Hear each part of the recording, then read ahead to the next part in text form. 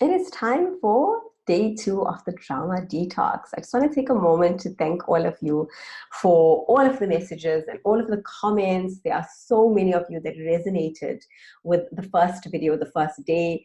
And there's so many of you who are interested in learning how to overcome the drama and the toxic relationships. So in the last video, I showed you how powerful it will be to overcome all of this, how the kind of impact toxic relationships and the drama that comes from it, the impact that it has on you physically, emotionally, on your well-being, on your other relationships. And if you did the PDF, then you're getting an idea of the why. Why is it so important to you to change how it makes you feel, and how that change can completely transform your life. So instead of thinking, oh, these are such petty things, why do I feel this way, and feeling ashamed and judging yourself, you realize, hey, it takes a lot of responsibility and accountability to show up and say, you know what, these things are bothering me, they are an issue, and I am willing to take the courageous step of taking accountability of the effect that it has on me. And then from there, allowing it to transform how I feel and transform how I show up in the world. So we went over the why and how our brain as humans our brains like to seek what's familiar. And that will keep us in a space of acting from the same place. We tend to do the same things over and over, have the same responses. And this can be changed, but only if our why is important enough. We also looked at some of the ways that drama that comes from toxic behavior affects you. So it stresses you out, which affects your health. It can suppress your immunity. You could have social anxiety, emotional eating, general anxiety. These were just a few examples that we touched in the last video in Drama Detox Day 1, right? We live in a time where we're just so affected by stress, and so much of the stress, as we spoke about on the first day, comes from relationships.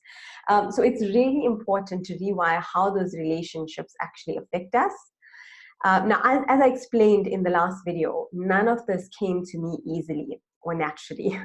I call myself a recovering people pleaser because, like any addiction, you have to practice constant self-awareness so that you don't fall back into old patterns. But if you knew me 10 years ago, you realize that if I could let go of the drama and deal with toxic relationships better, absolutely anyone can do it, really. And I don't say that lightly. In today's video, I want to take you deeper into this area of dealing with the drama of toxic relationships, more specifically, something that we call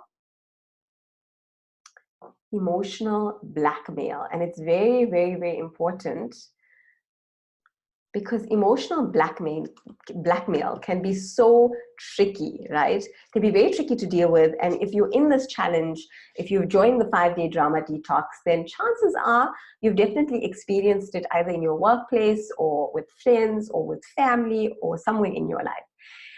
It's important to know and recognize what emotional blackmail is so that you know when you are being manipulated. There's also a clear difference between healthy boundaries and blackmail. And sadly, many people become confused between the two, to the extent that sometimes if you're the person being blackmailed and you try to put in healthy boundaries, the other person who is maybe toxic in their behavior ends up making you feel guilty and making you feel like you're being the unfair one and the unreasonable one. So it's very important to know what's going on and to be able to make a distinction between the two. Now, what's confusing is that some of the blackmail is not that obvious, which makes it very difficult to spot, right? And it only makes it easier for the toxic person to manipulate you. So you become, you become easier to manipulate. Let's put it like that. So let's define emotional blackmail. Emotional blackmail is when manipulation is used repeatedly to coerce us into complying with the blackmailer's demands at the expense of our own well-wishes and well-being. Now, what does that mean? It means when we have somebody in our life who is constantly trying to push us into a corner of complying to whatever the demands are, so getting us to behave in a certain way or act in a certain way or do certain things, even when it's affecting us negatively, right? And let's look at a few examples of what emotional blackmail looks like, because if you're not so good at spotting it out, it's important to see, right? One of the kind of statements that are made are, if you loved me, you would do X, Y, and Z. If you go, you're the only one who can help me. You're the only one who can make a difference. There's nobody out there for me. So that's another way an emotional blackmail can come across as, oh, you know what, you're so important to me. But it comes from a space of putting you in a place where it's impossible for you to say no. It's impossible for you to not comply, because they put you in a position of making you feel like, you know what, there's nobody else out there, right? If you go back to that company, I will leave you. So making very specific threats or ultimatums, which we're going to get to in a moment. If you don't take over the family business, I'll cut you out of my world. These are just examples. We could say, if you don't take over, you know, if you don't move back to the city with me, I'll cut you out of my world, or whatever it might be. But it's basically that, like, this ultimatum of not negotiating. So I'm not talking about healthy negotiation where you say, okay, actually, it's really important to me that you come into the family business and it's going to put me in a very difficult situation. I'm talking about when it's clear-cut threats like this. That's where you find emotional manipulation coming in. If you respect me, then you will do what I say. Again, like, you know, kind of making very solid statements of if, then, right? I've done so much for you, and this is how you show me thanks. And all of these are eliciting a lot of guilt. They're putting you in a position of being blamed, and they're said to make you feel guilty so that you will give in. A true friend would say yes. And then again, very insidiously, emotional blackmail puts your character and into question. It kind of questions, you know, maybe you're not that good. Maybe you're not a good person, right? Maybe you're not a good friend, right? You're not grateful, right? Now, the reality is that, you know, it becomes even worse when religion and family values are interlaced to incite guilt so that you comply. The reality is that it might be a family member or friend who does this, and it doesn't mean that this person is evil or bad or that they don't care about you. It means that this is the only way that this person knows how to get what they want in life. They simply have not done the work of gaining the tools needed to create healthier relationships. Maybe they grew up in an environment where this is the only way they know how to do it. And so in their mind, this is simply how you are in relationships. When you try and get what you want, when you need to get what you want, this is the way you behave and this is the way you treat other people. Now let's take a look at the difference between boundaries and blackmail. Boundaries are there to help the relationship to be healthier, right? Blackmail, on the other hand, creates and breeds toxic relationships. In both instances, you're trying to get the person to see your perspective and have your need met and fulfilled. However, the way that it's done makes all the difference to the health of the relationship. So here are some examples that I've put together. Maybe you want to take a picture of this. And you can see the difference here. On the one side, we have ultimatums, which is coming from a place of emotional blackmail. On the other side, we have consequences, right? And that's coming from a place of trying to implement healthy boundaries. And I'm just going to give you a moment to kind of quickly squiz through this list before we go through it. Here in the ultimatums part of it, it says, if you cared about me at all, then you would come to the function with me, right? If you don't come with me to my parents' house, I'm not going to go to your parents' house with you. So very tit for tat, right? If you know, it's very like, you scratch my back, I scratch your back, right? It's what we sometimes refer to as horse trading, right? Where the relationship is very transactional. So it becomes about what I'm getting versus what you're getting, keeping score, instead of what can I do to nurture this relationship and giving from a clear space, a clear-hearted space. Another one there is, if you really loved and respected me, you wouldn't shout at me. Now, this is interesting because you might say, you know what, Zaahida, it's a reasonable request to ask someone to not shout at me. And I completely agree with you. However, there's a better way, a healthier way to do this that doesn't make it into ultimatums, because you're making a very big assumption here about the person. You're saying, if you really loved me and respected me, you wouldn't shout at me. First of all, have you never ever shouted at someone that you love and respect, or that you love? That's a very big, you know, sometimes we shout at our kids or we shout at our partner, you know. It has to do, whether or not a person is shouting has more to do with their own emotional intelligence and their own ability to deal with conflict, and has less to do with how they feel about you. So again, you're bringing their love for you into question, which is not really fair. So let's look at the other side of the table here, where we use different statements. I enjoy spending time with you and accompanying you to events, but if you continue to make hurtful jokes about me at functions, I'm not going to be able to join you anymore. Can you see how different that is? You're getting the same message across, but in a very, very different way. The next one is family relationships are important to me, and I would love to be part of it. If you're not going to be able to be more supportive of me to your family, I'm going to have to decline some of the invitations. So again, it's more of a consequence. It's put forward in a much healthier way, right? The last one is, it's important for us to be able to express ourselves. However, if you continue shouting at me, I will have to leave the room until you calm down. Can you see how different that is to, if you really loved and respected me, you wouldn't shout at me, in which case the conversation goes into that person saying, how can you say I don't love you? How can you say I don't respect you? Whereas if you kind of say, you know what, I get that you're trying to express yourself, so you're recognizing that person's need, but you're saying, I can't tolerate you shouting at me. And if you do, then I'm not leaving you, but I'm going to have to leave the room until you calm down. So when you calm down, then we can go back to this conversation. Can you see the subtle yet distinct difference between the two, right?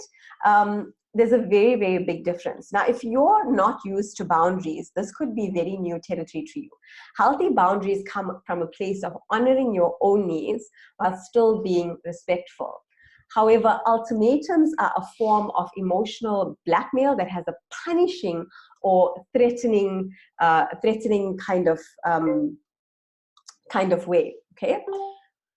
So you might at this point notice where you yourself have used some of these statements. And I want you to remember, it's about becoming more self-aware about where you're behaving in a toxic way as well, right? We sometimes also within ourselves, as much as we say, well, I don't know how to deal with this toxic person, I'm fed up of the drama, sometimes we ourselves are in a position where we create more drama by meeting toxic with toxic, right? Or, you know, behaving in a way that's toxic.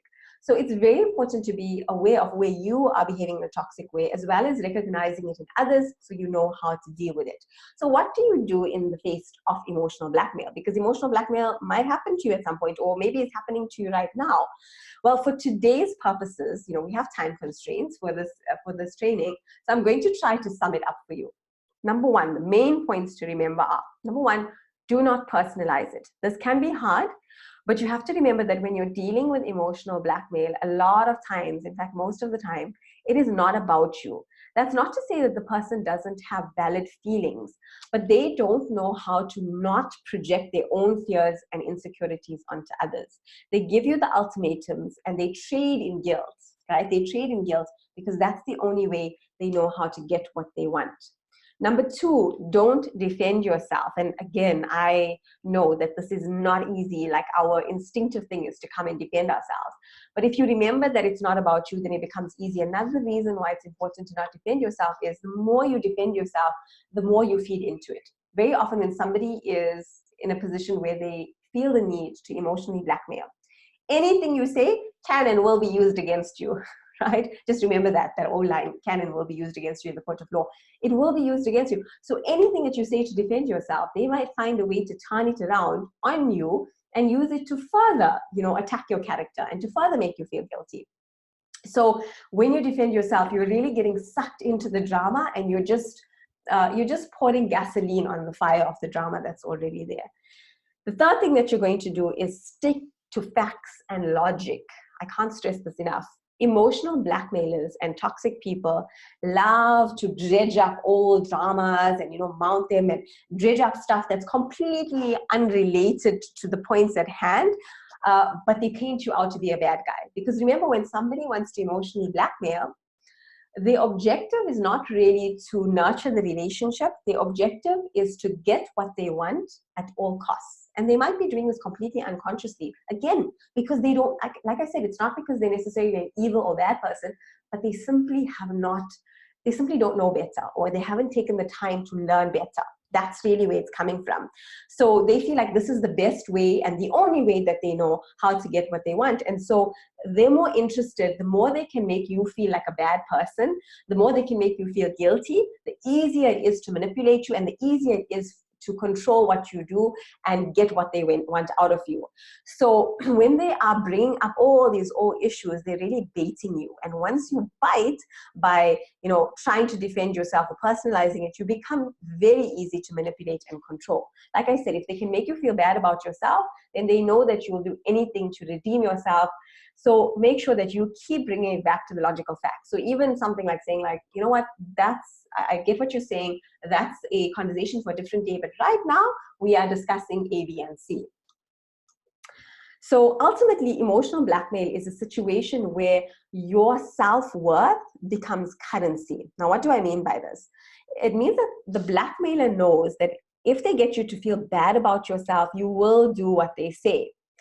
As a takeaway to this, I'm going to give you an affirmation, and you also have access to it via a really valuable PDF, which you can download as well, that I highly, highly recommend that you do. If you want to get maximum value out of this 5-day drama detox, then make sure that you go through the videos properly and make sure that you download the PDFs and that you use them.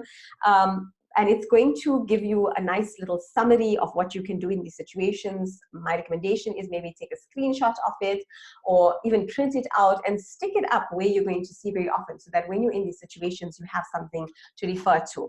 So you're going to repeat this affirmation when you find yourself in a toxic situation. And the affirmation is, my self-worth is independent of others' opinions of me. It's okay for others to disagree with me. It's safe for me to accept myself. I want you to read through this a few times to just let it sink in. But it's going to be a beautiful affirmation for you, right? Like I said, you have access to the PDF, which you can use afterwards, right? And in the next video,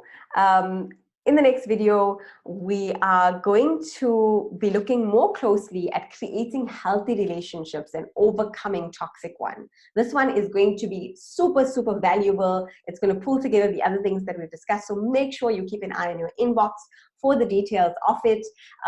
And please, after you do the PDF and after you print it out and put it up there, I would love for you to either take a picture of it and upload it onto your Instagram stories, and make sure that you tag me at LiveInspiredZA. I love seeing what you guys are doing to it. I mean, it's very fulfilling for me and enjoyable for me to see that you're actually using this and implementing it in your life. So please make sure, and also go to my most recent Instagram post and leave a comment there to let me know how you're finding the challenge thus far, or even hit me an email, send me an email, let me know how you're finding the challenge thus far. I would love to hear from you.